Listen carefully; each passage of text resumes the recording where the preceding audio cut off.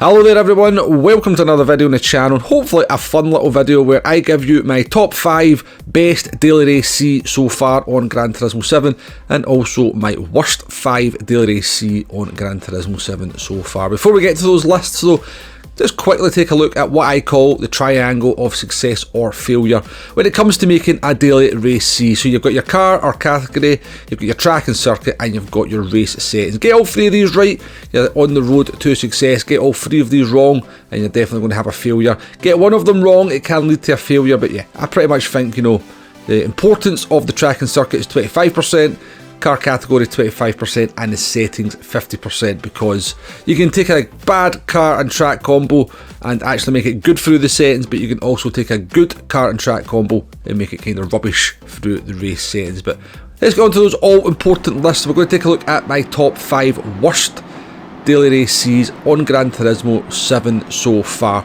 and we're going to start off with a fairly controversial choice. My 5th worst daily race C on Gran Turismo 7 is a race that was actually very well received by a lot of people. However, I made a video on this video kind of disputing that it possibly might be the worst daily race C, so it has to be on this list. Now, it's not number 1 on the list because probably I maybe jumped the gun a little bit. There's definitely been some worst races out there so far. Now, in a lot of ways, I liked this race. I liked the fact that we were in sports cars that had been tuned. There was a selection of them. I liked the fact it was at Trial Mountain, because I quite like Trial Mountain.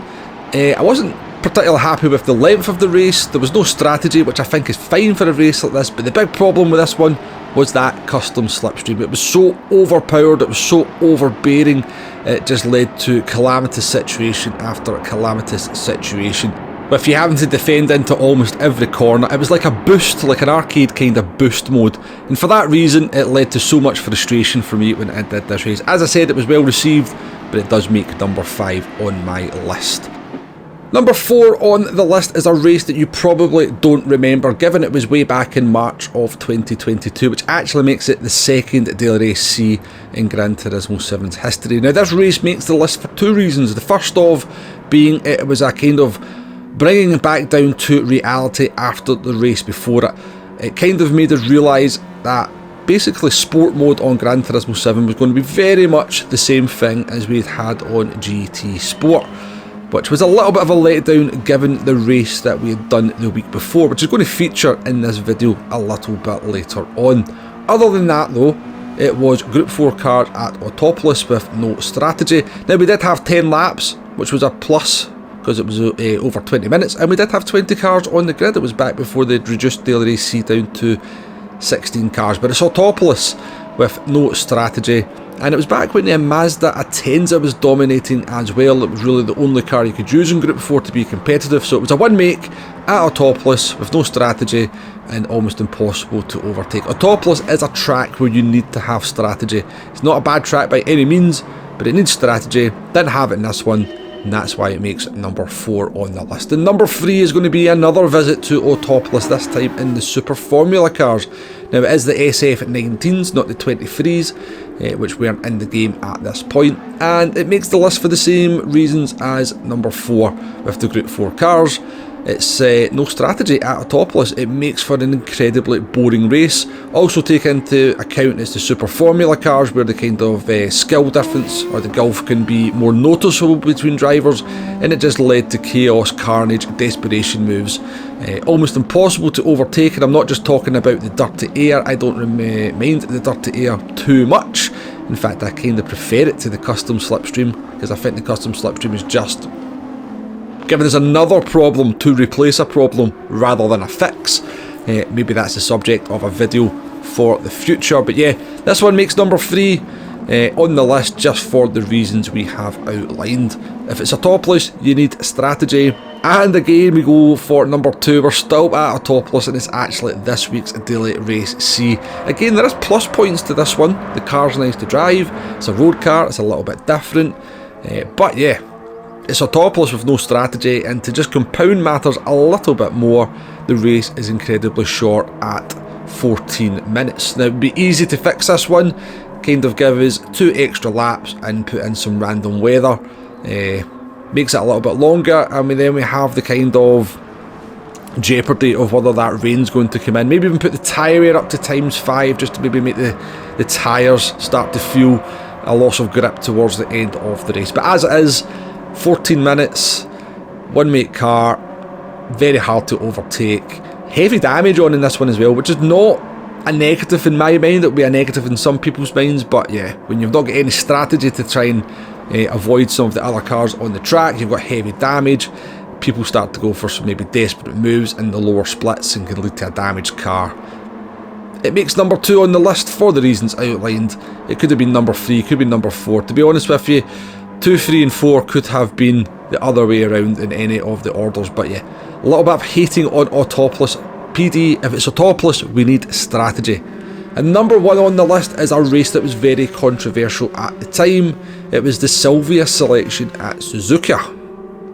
Now again, there was some interesting elements to this one. I think it was the first time a road car had featured in Daily Race C, and there was also tuning in it as well, so you could tune the car up to 600 pp. We had a selection of tyres, so there was some positives to it, but the reason why this one was so controversial is because out of the Silvia selection, the OP car happened to be made in 1998, which meant it was only available in the used car dealership. And if you hadn't bought it prior to this race at some point, then you had no access to it because it never became available during the course of the week, which of course meant that a lot of people just couldn't be competitive because the car was seriously overpowered. On top of that, it was a very short race at 15 minutes, but the car selection choice alone is the reason why it makes number 1 on this list. That's our top 5 worst Daily Race Cs. Let me know what you think in the comments. Let's move on to our top 5, the best races that Daily Race C has seen over the last 22 months. And at number 5, we're going to have a race that maybe will surprise a few people because it's Yamagiwa Reverse, and it's in the Group 2 cars. Now this was way back in September 2022, and I know a lot of people were off put by this because of the dirty air. As I kind of mentioned earlier, the dirty air doesn't bother me too much. I always think it's just an added challenge. You've got to kind of adapt your driving, maybe take some different lines, approach the corners slightly different. But the reason I really like this race, now I do like Group 2, so that definitely helps, but this was like an old-fashioned kind of Gran Turismo strategy race you had, and I actually forgot about this. You actually had the racing soft, the racing medium and the racing hard tyres available. Now the racing hard tyres were pretty much useless because they were just too slow. Now this race was run under the old tyre wear model, so having the racing soft and the racing medium tyres available meant there was a plethora of strategies you could try and employ in this one. You could do like a racing soft, you could try to do a no stop on the racing mediums, you could run your racing soft tyres really deep into the race and then just put on a fresh pair towards the end. It was like an old fashioned GT Sport strategy race with crossovers. Group 2, you could use all of the GT 500 cars as well, they were all competitive. It was just a good old fashioned Gran Turismo Daily Race C, and for that reason it makes number 5 on the list. Number 4 on the list is a race at Le Mans with the chicane, and it was in Group 1, but it was more predominantly a Group C race. Now this race kind of makes the list for a couple of reasons, because in the early days of it, or for the first couple of days, an error seemed to be made and we actually had a 12-lap race. Now it kind of gave us a hope that maybe PD were trying something a little bit different. We'd certainly never had a race anywhere near that length for Daily Race C, taking it up to nearly 40 minutes, and you could actually do a number of strategies with the 12 laps as well. Racing soft and racing medium tyres were available, and both of them were actually mandatory, so you could try like a one-stop racing soft, racing medium, or you could try a two-stop strategy as well. Alas though, the 12 laps seemed to be a mistake, and after a couple of days PD changed it down to 6 laps. This was still a good race with the 6 laps as well, with both the soft and mediums being mandatory and a number of strategies that you could employ. And obviously Group C cars around Le Mans, a little bit of a classic combination. So for that reason, and the fact that it was just something different for a couple of days with the 12 laps, it makes number 4 on my list, the 4th best Daily Race C of all time. Now the first 2 may well have been a little bit controversial. I don't think the next 3 will be. Number 3 on my list is Watkins Glen International in the Group 3 cars. Now we have done this combination a number of times. I'm going to go back to a particular time way back in the 27th of June of 2022. Now this was when the track had just came into the game for the first time. It had been added in one of the updates, and we still had the old tyre wear model at this point as well. I harp on about it all the time, but it was so much better for strategy. Soft and medium tyres available, both were mandatory. It gave you that kind of classic Gran Turismo 7 Daily Race C strategy options where you had overcuts, undercuts, and medium tyres weren't completely useless compared to soft tyres. And because it was a new track and it was Group 3, all the big stars of the game came out. I remember racing Killian here, Lightning, Giuseppe. It was absolutely stacked all day, every day for the week, and it's just a great combination. Group 3 at Watkins Glen, you can never really go wrong. So for that reason, this particular version of Group 3 at Watkins Glen makes number 3 on the list. Number 2 on the list is the very first Daily Race C in Gran Turismo 7 history. Now, there's a bit of a backstory to this one, because this wasn't meant to be the race. I believe it was meant to be Deep Forest. The first sort of Daily Race C never actually went live until nearly 2 weeks after the game was released, as far as I can remember, or something along those lines. And we all went to play it when it was meant to go live at 7 or 8 o'clock in the morning, and it just wasn't there, and it was about lunchtime before a race became available, and it had a lot of differences in it compared to what we were used to, and it kind of at the time maybe signalled a little bit of an evolution, because there was a lot of things about this race that was just completely different to what we'd done previously on GT Sport. Notwithstanding, we were at a brand new track at Daytona, but there was a limit on the horsepower, there was a limit on the weight of the car, and I believe there was setup changes you could make as well. We had a day to night transition at the track. It just had so many elements to it that we just weren't used to from GT Sport, and you were kind of going, okay, this is amazing, this is completely different, this is a step up from what we were used to in GT Sport. And that's kind of why the race after it, which was a topless in Group 4, but just went back to the very standard format from GT Sport, is such a letdown, and why that race has made the list in the top 5 worst. But this one, to kick off Daily Race C on Gran Turismo 7. Obviously, a lot of people were playing at the time. The lobbies were absolutely stacked. We actually managed to get into the very first top split Daily Race C and very nearly win it. There is a video on the channel if you want to check that out.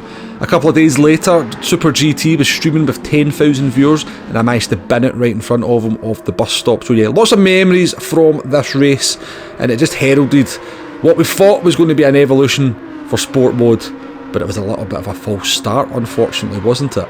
Moving on to number 1 though, and you're probably thinking, why was Daytona not number 1? Well, number 1 is going to be Group 4 at Le Mans with no chicane. Why was this one special? Well, I think this was really the first race where we had significant wet weather, where wet weather played a big role in Daily Race C. And it was at Le Mans with no chicane, so you had all the chicanery, if you like, of going down that long straight. To be honest with you, this could easily be number 2, and Daytona could easily have been number 1, so it's almost like a kind of joint number 1, if you like. But I've put this in at number 1 because I do remember just doing this race over and over and over again for that kind of, you know, hoping you just got that magic race where the rain caused absolute chaos. Now, PD were very clever with this, to be honest with you. They never made the rain come every race. Some races were completely dry, some just had a little sprinkle at the beginning, like this one. You had to kind of make that decision. Do I start on the intermediate tyres and get an advantage, and then try and make a pit stop onto the dries, or maybe the rain stays around for long enough, maybe the rain comes back again. There were just so many kind of dynamic elements to it. And that's really what makes a good race. The more dynamic elements you've got to it, the better it's going to be, and this one was probably the most dynamic race we ever had. We also had lots of different cars we could use as well. I remember the Ferrari, the Viper, the Citroen, the GTR being usable. Max Power there in the Jaguar was making that work. It was just a very, very, very good week of Gran Turismo 7. Definitely, I think the race I probably did the most, and for that reason it makes number 1 on the list. But that's my top 5 best, top 5 worst. Let me know what you think in the comments. I'd love to hear your list down below. Thanks for watching, folks. Catch you on the next one. Goodbye now.